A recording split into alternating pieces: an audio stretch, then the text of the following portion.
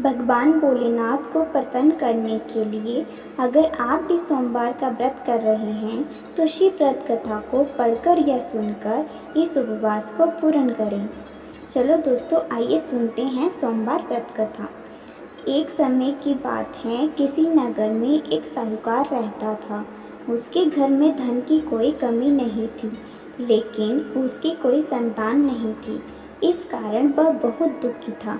पुत्र प्राप्ति के लिए वह प्रत्येक सोमवार व्रत रखता था और पूरी श्रद्धा के साथ शिव मंदिर जाकर भगवान शिव और पार्वती जी की पूजा करता था।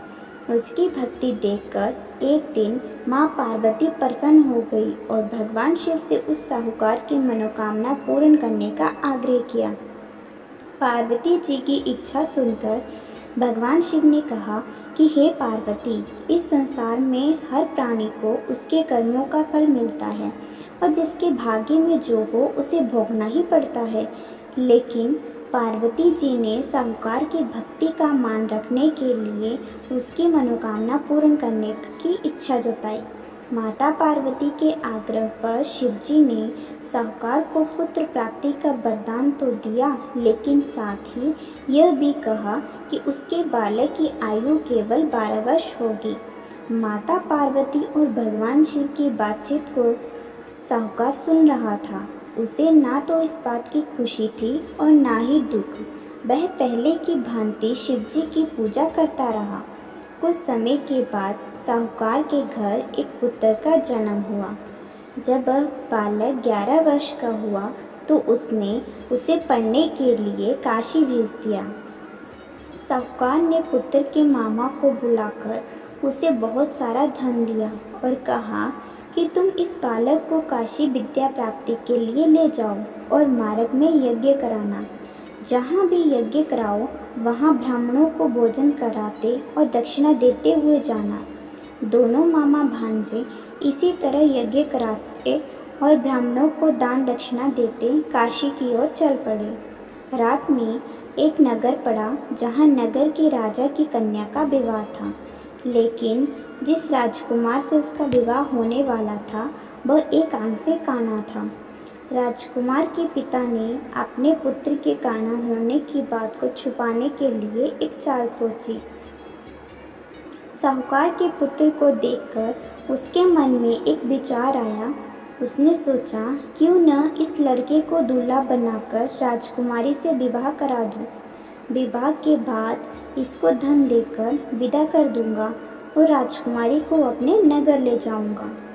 लड़के को दूल्हे के बस्तर पहनाकर राजकुमारी से विवाह कर दिया गया। लेकिन साहूकार का पुत्र ईमानदार था। उसे यह बात न्यायसंगत नहीं लगी। उसने अवसर पाकर राजकुमारी की चुन्नी के पल्ले पर लिखा कि तुम्हारा विवाह तो मेरे साथ हुआ है, लेकिन जिस राजकुमार के संग तुम्हें भेजा जाएगा वह एक आंख से काना है। मैं तो काशी पढ़ने जा रहा हूँ।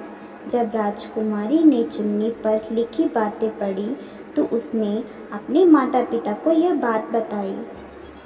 राजा ने अपनी पुत्री को विदा नहीं किया, जिससे बारात वापस चली गई। दूसरी ओर साहूकार का लड़का और उसका मामा काशी पहुँचे और वहाँ जाकर उन्होंने यज्ञ किया।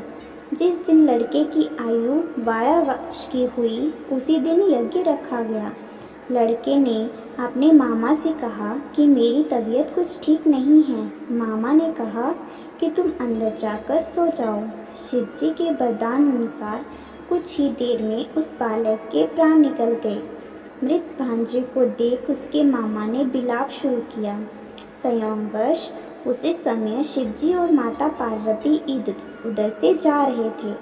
पार्वती ने भगवान से कहा, स्वामी, मुझे इसके रोने के स्वर सहन नहीं हो रहा।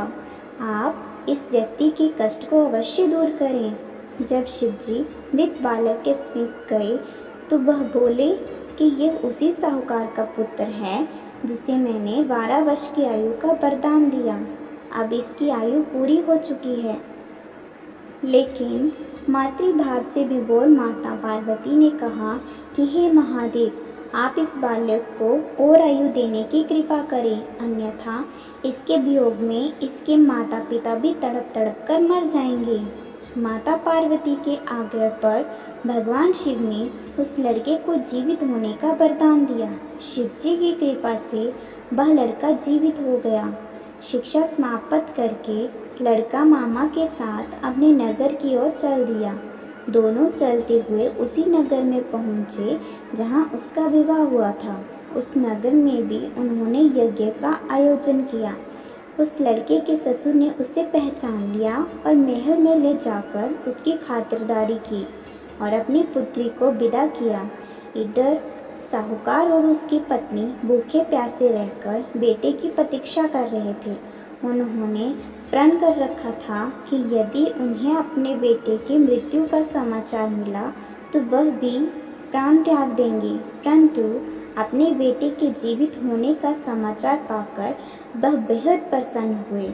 उसी रात भगवान शिव ने व्यापारी के स्वप्न में आकर कहा, हे श्रेष्ठी, मैंने तेरे सोमवार के व्रत करने और व्रत कथा सुनने से प्रसन्न होकर तेरे पुत्र को लंबी आयु प्रदान की है। इसी प्रकार जो कोई सोमवार व्रत करता है या कथा सुनता है और पढ़ता है, उसके सभी दुख दूर होते हैं और समस्त मनोकामनाएं पूर्ण होती हैं।